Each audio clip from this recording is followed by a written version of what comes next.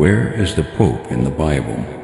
First, let us understand, what is the role of the Pope? The Pope is the visible shepherd of the Church on earth, guiding and protecting the unity of Christians under Christ, who alone is the true head of the Church. As the successor of the Apostle Peter, he is entrusted with teaching the faith faithfully, shepherding the Church, maintaining unity among believers, and protecting the Church from error. You are Simon, son of Jonah. You shall be called Kepha. Why did Jesus change Simon's name to Peter and do Petros in Greek and Cephas or Kepha in Aramaic? In Scripture, a name change always signals a mission. God changed Abram to Abraham, Jacob to Israel. A new name always means a new mission. You are Peter, and on this rock I will build my church.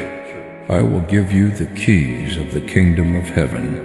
Some Protestants claim Petros means small stone and Petra large rock. But in Koine Greek, what the New Testament was written in both mean rock, with the difference only grammatical. In Aramaic, Jesus said Kepha, meaning simply rock with no distinction. So Jesus actually said, "You are Kepha, and on this Kepha I will build my church." Or, "You are rock, and on this rock I will build my church," which shows that Peter was the rock. Jesus then gives Peter the keys of the kingdom. This reflects an Old Testament image where a king appoints a chief steward to govern in his absence. That steward acts with the king's authority and holds an office that continues beyond one lifetime. "And I will place on his shoulder the key of the house of David. He shall open, and none shall shut, and he shall shut, and none shall open. I will give you the keys of the kingdom of heaven.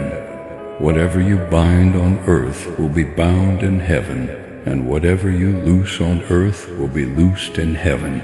Here, Jesus gives Peter authority in his church, echoing the imagery of keys from Isaiah 22:22. Together, these verses show Peter as the rock Kepha Petros, entrusted with leadership and authority in the church. After Jesus' ascension, Peter immediately takes leadership. He speaks on behalf of the apostles at Pentecost. He performs the first public miracle. He settles disciplinary matters. He welcomes the first Gentile converts. He plays a central role in the first council of the church. Peter functions as the visible leader while Christ reigns from heaven. Did early Christians see Peter this way? Yes. A 5th century Byzantine mosaic found at El Araj, ancient Bethsaida, near the Sea of Galilee, called St. Peter, the chief and leader of the heavenly apostles.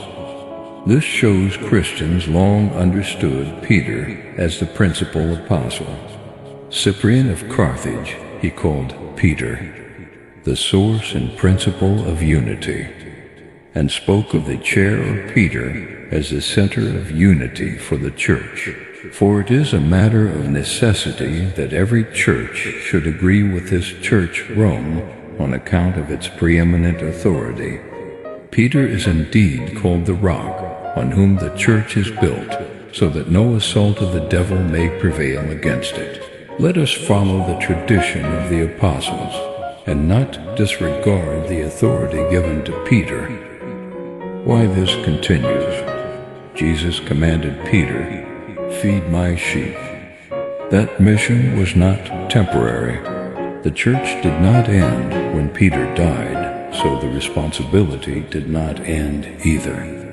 The Pope is understood as the successor to that pastoral office, continuing the task of guarding unity and teaching faithfully. The title Pope came much later, but the office has existed since the very beginning. Rejecting the papacy simply because the name isn't found in Scripture is inconsistent. By the same logic, one would also have to reject the Trinity, the Incarnation, the canon of Scripture, and even the Bible itself, none of which appear word for word in Scripture, yet all were clearly revealed and handed down through apostolic teaching. The Pope's role is rooted in Scripture through Peter, whom Christ appointed as the shepherd of his church.